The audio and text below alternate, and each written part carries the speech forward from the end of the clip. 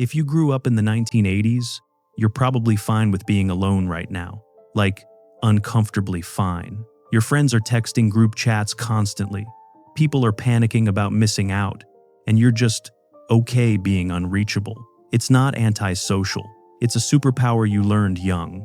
How to exist without constant connection. How to trust yourself. How to figure things out alone. But here's what nobody says. That ability came with a price. You're independent in ways younger people don't understand, and it's built a wall. You're standing behind it, wondering why you feel alone, even surrounded by people. In crowded rooms, in relationships, with friends who'd do anything if you'd actually ask. Today I'm breaking down the psychology of 80s kids, not nostalgia, but your nervous system.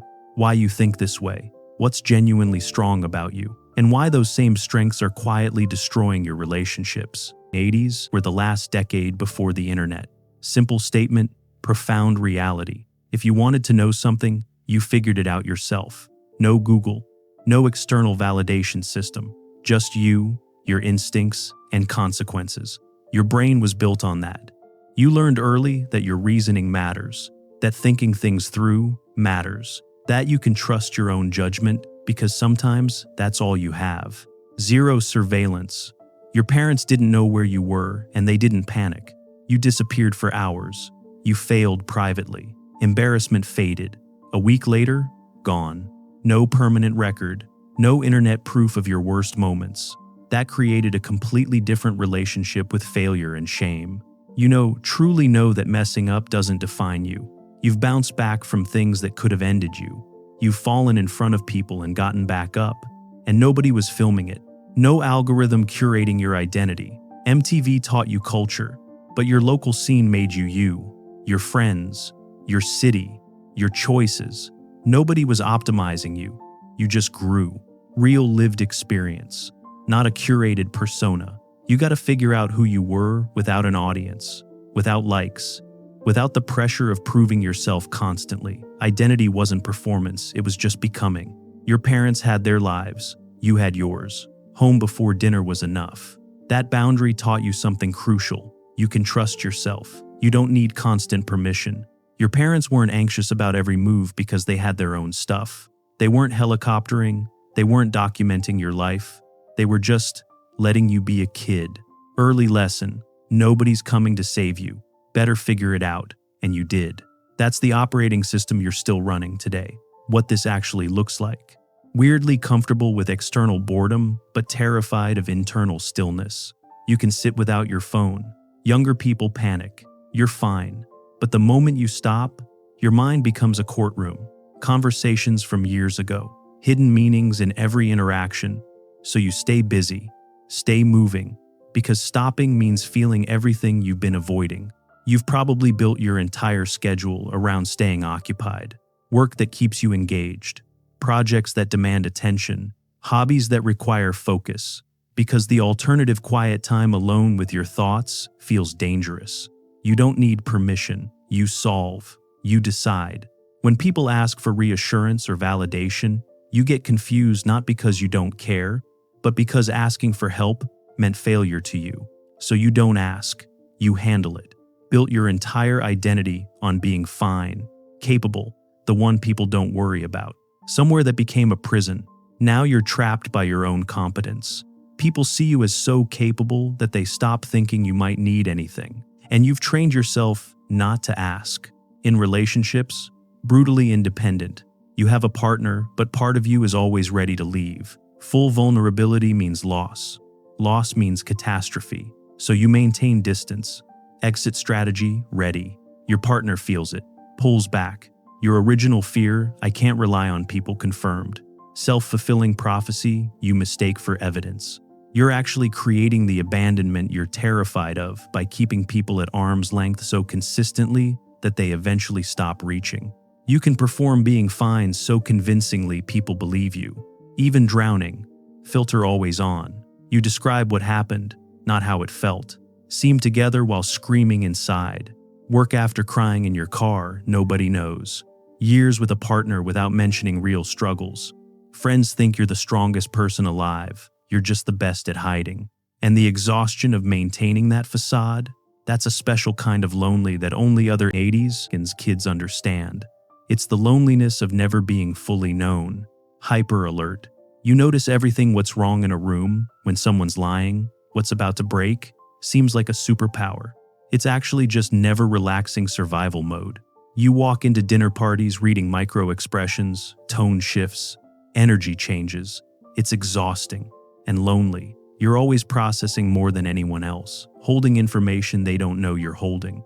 You're the person who always knows what's wrong before anyone admits something's wrong. That's useful. It's also isolating. You think your way through everything, replay it, analyze every angle, all in your head, alone. Talking about it means you need help processing, which means weakness. So you think and think and think, probably replaying conversations from months ago, still trying to understand what went wrong. Understanding never equals resolution. You can spend hours in your own mind trying to decode a text message or decipher a tone. You can construct entire scenarios about what someone meant, and all of that happens in complete isolation. Impossibly high standards for yourself. Zero self-compassion. You expect to handle everything, be capable, never need help. Tired, sick, human, judge yourself harshly. Should be better, should be stronger, should have figured this out already. You extend grace to everyone around you. For yourself, just a harsh voice saying, "You're not enough." You can be kind to a stranger, but brutal to yourself. 80s in you, the belief that softness toward yourself is a luxury you don't deserve. All these patterns come from survival, from early, trust yourself early learning, from discovering that asking for help meant nobody came, so you stopped asking, became self-sufficient. It worked. You survived. You became capable, independent, resilient, someone who doesn't fall apart, someone people can count on, someone who's got it handled. But somewhere in that survival, you lost touch with the part of you that's allowed to struggle. But now, you're an adult in a world that changed, and your nervous system is still trying to survive an era that no longer exists. If this resonated, you belong here. Subscribe to UNFELT and hit the bell icon. Join us in exploring the quiet mind. Let's continue. Your independence was a gift.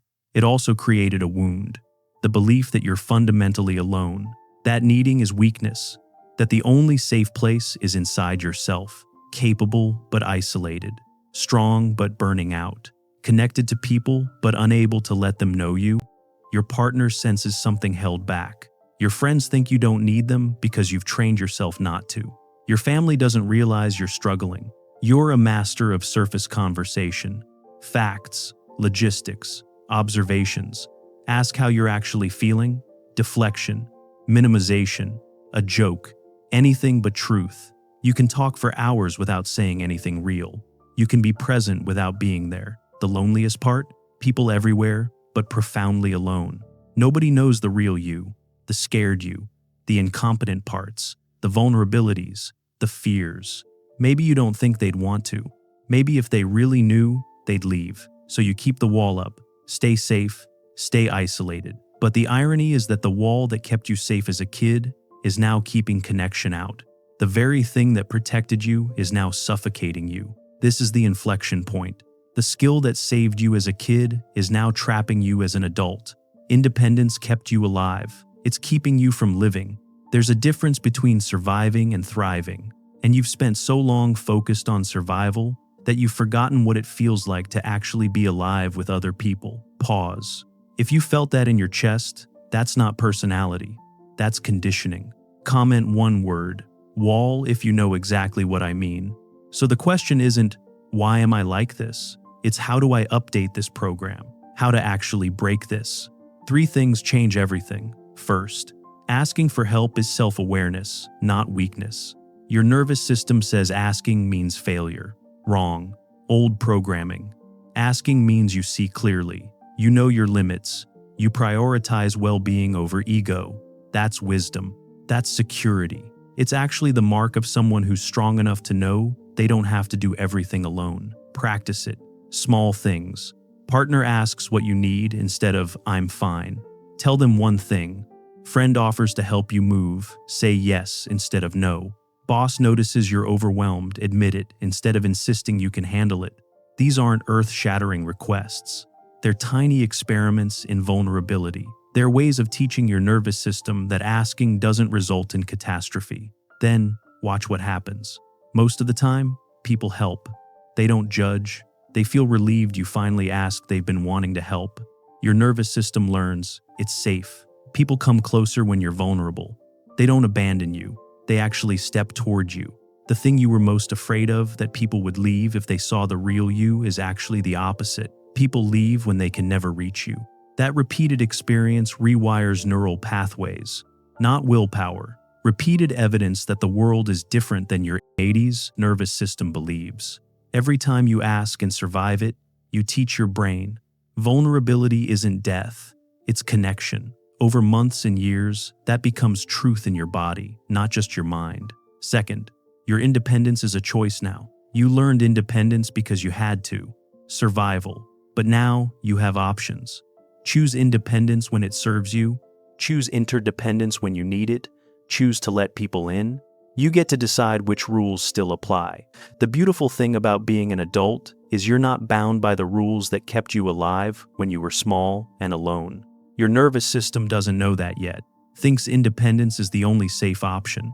So actively, consciously choose different. Act as if interdependence is strength. Needing people is human. Letting someone in is brave. You don't have to believe it yet. Just act as if. Your system will learn through repeated experience. Neuroplasticity means your brain can rewire itself, but it needs new data.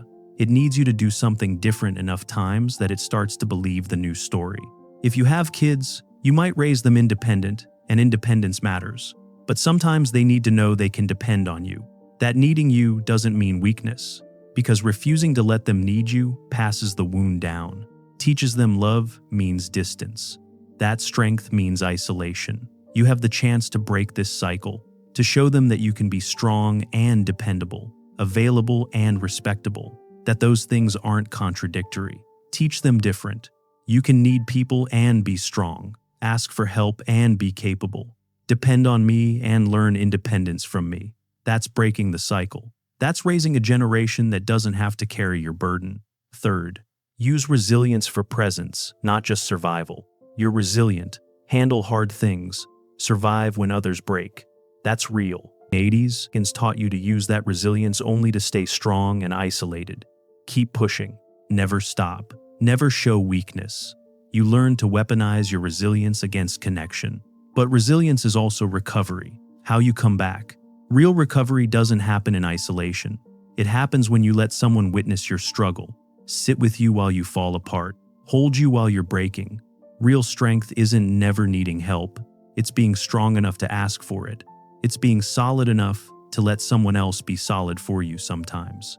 Translate resilience into presence. Use your ability to handle hard things, to handle the vulnerability of being seen. Use your strength to stay in uncomfortable conversations instead of disappearing. Use your endurance to keep showing up, even when it's scary. Use that resilience to be emotionally available instead of just physically present. That's the evolution. That's where the real power is. Your nervous system will resist, tell you you're weak, a burden. Pull back and handle this alone. But if you stay present anyway, be vulnerable anyway, relationships transform. People don't connect with your strength. They connect with your humanity, the scared, struggling, needing part. The real you, not the constructed version. That's where real intimacy lives. That's the bravest thing an 80s kid can do. Your entire nervous system was built to protect you from exactly that. And to do it anyway, real resilience. That takes more courage than any solo survival ever did. These aren't quick fixes. Your system's been running this 30, 40, 50 years, not changing overnight. It will resist, feel unsafe, tell you the old way is safer. It will pull you back. That's normal. That's not failure. That's just your nervous system doing its job, trying to protect you the only way it knows. But every ask for help instead of handling it alone teaches something new.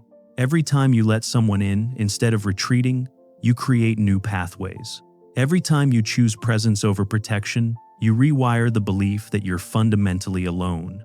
It's slow, it's not dramatic, but it works. Over time, that compounds. You feel different, relate differently, Live differently. Not because you became someone else, but because you finally gave yourself permission to be more than independent, permission to be human, to need, to be seen, to let people love you not despite vulnerability, but because of it. That's the real transformation. You're not broken. Your independence and resilience saved you, they're your foundation. But that strength was built for a different time. Holding it unchanged can keep you isolated, like wearing winter armor in summer. The 80 seconds taught survival, but also the belief that being strong means being alone. Now, you can evolve. Keep your strength, but add connection. Be resilient and connected, independent and willing to ask for help. That's not weakness, it's growth. You're not damaged, just running an old program. Update it, let people in, stay strong, but don't stay alone.